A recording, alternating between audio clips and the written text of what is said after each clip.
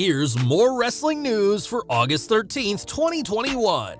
And your headlines for this afternoon include WWE upping COVID-19 testing before every event, AEW status notes on Anthony Bowens and Max Caster, Kurt Angle massively trolls fans about AEW interest, Britt Baker, Eva Marie throw out first pitches at baseball games, details on Omos' wardrobe malfunction in front of The Undertaker and Batista, Dana White accused of ripping off Vince McMahon, Matt Hardy trolled over botched spot on AEW Dynamite, Drew McIntyre on why Jinder Mahal's WWE title reign was rejected, Kevin Owens has a new crush, and more.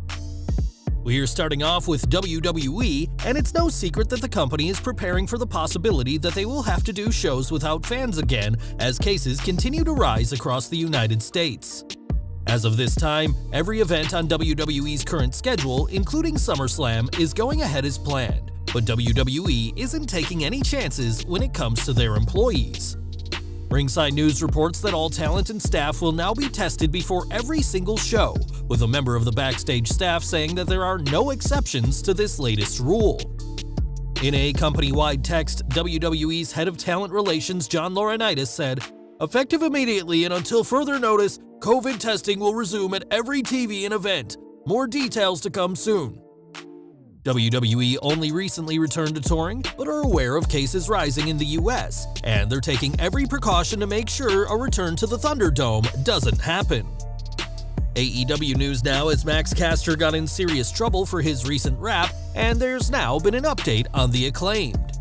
It had previously been reported that Caster had been suspended for 2 months without pay, but AEW have neither confirmed nor denied that report, but we do know that Max hasn't been around at all as of late. During this week's AEW Dark Elevation tapings in Pittsburgh, Anthony Bowens worked a match, but with no sight of his tag team partner.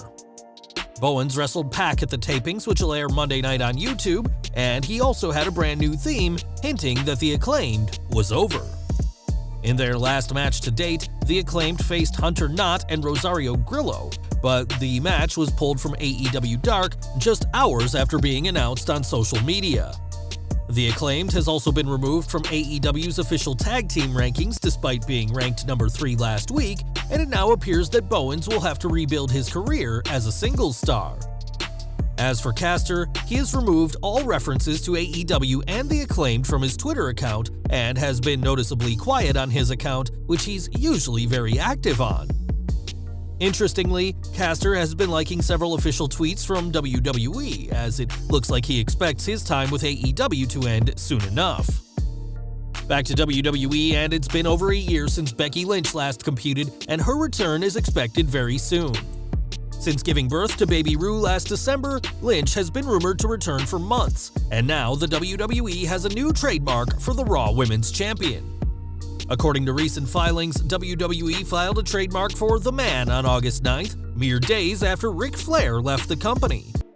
In 2019, Flair launched a legal challenge at WWE and Lynch over the name The Man, believing the phrase was his and he should be paid for WWE's use of it.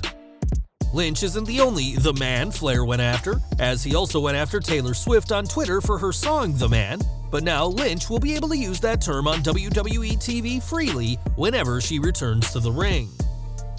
In 2020, Kurt Angle was one of the many released from WWE, but fans shouldn't expect to see him in AEW anytime soon. Despite his release, Angle has made it clear he's loyal to WWE, but that didn't stop the Olympian from trolling fans this week. On Facebook, Angle sent out a cryptic tweet with the letters AE, which many believed was Angle revealing that he'd signed with the All Elite promotion. Any hopes of Angle in AEW were dashed by his next post, where he gave the rest of the vowels IOU and sometimes Y. In his next post, Angle said fans always keep it fun and thanked them for the laugh before promoting a convention appearance this Saturday. While many fans would love to see Kurt have a role in AEW, Angle hasn't made the jump to the All Elite company yet, but that won't stop fans hoping for the Olympian to sign at some point down the line.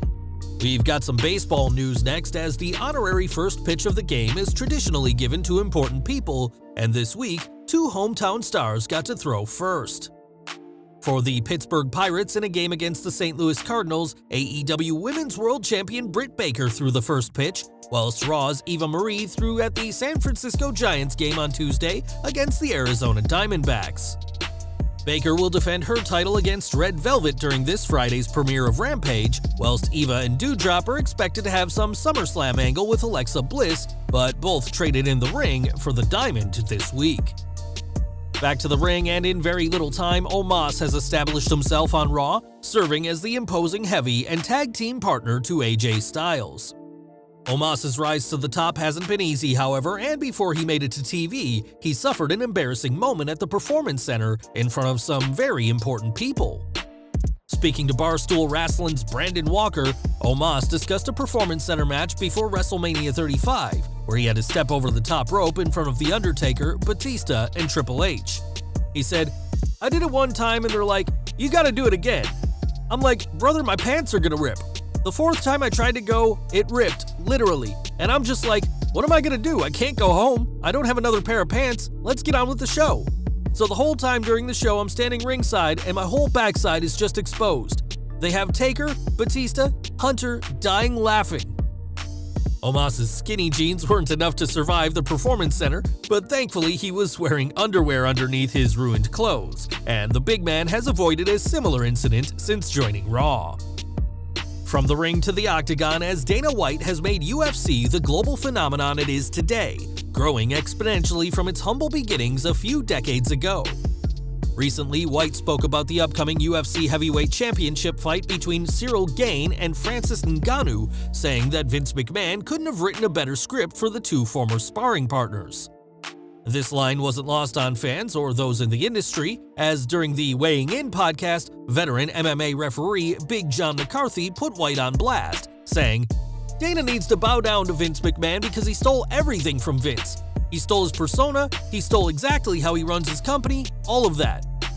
It's unknown if White will respond to these accusations, as he'll continue to operate UFC as he sees fit, even if how he runs the company is very similar to WWE's chairman. More from AEW as this week's Dynamite saw Matt Hardy in action, and an unfortunate camera angle broke the illusion of Hardy landing a punch. During the match, Matt can be seen totally missing a punch, and although Wheeler Yuta reacted to Private Party's moves, he didn't sell much for the former WWE superstar. This unfortunate punch didn't go unnoticed by fans or Jim Cornette, who's made it clear that he's still enjoying AEW botches, and took to Twitter to ask if anybody could hit this stationary target. This isn't the first time the fans have ragged on AEW over a botched spot, and it probably won't be the last, as this was a huge botch for the production truck to make, as Hardy can be seen completely whiffing Yuta on this week's show. Back to WWE, and in 2017, the company made the surprising decision to make Jinder Mahal the world champion, defeating Randy Orton just 49 days after the Viper's title win at WrestleMania 33.